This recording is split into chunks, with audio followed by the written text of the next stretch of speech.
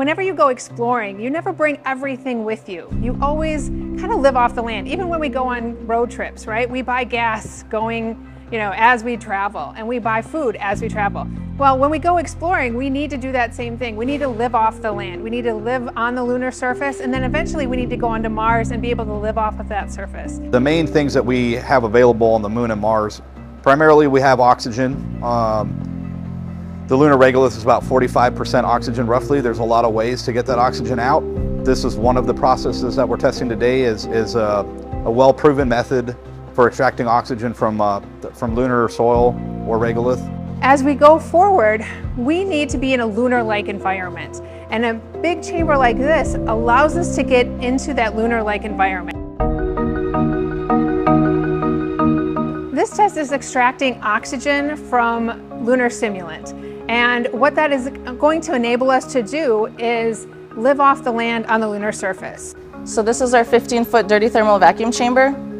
We use it to simulate the surface of the moon because on the surface of the moon there is no air.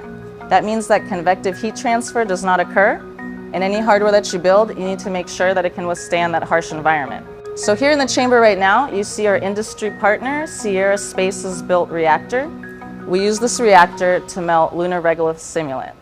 So we have a reactor that was developed by a commercial company, and we are integrating our gas analysis system with that reactor. And so we have a laser that is going to deliver energy to the regolith, melt the regolith, and we're going to extract the oxygen that way. And then we analyze the gas products with an instrument that is actually flight forward. And so we have a mass spectrometer, and that mass spec is going to be delivered to the moon on earlier CLIPS missions. And so we're using that technology, that partnering with industry, to enable us to analyze the gases and have a path forward to flight.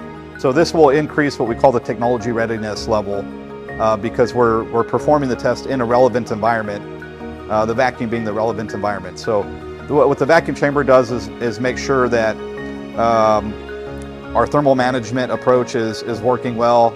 Our gas analysis system is designed to measure the efficiency of oxygen production. So how much oxygen are we really making with this process? So it's really exciting to be part of that ground floor effort to get that technology ready to support our next big exploration push. This is really the first step in a series of what I think would ideally be a campaign to where we get to the point where we're extracting useful quantities of oxygen on the lunar surface. So this first step lets us know that we can perform the process at least at a small scale.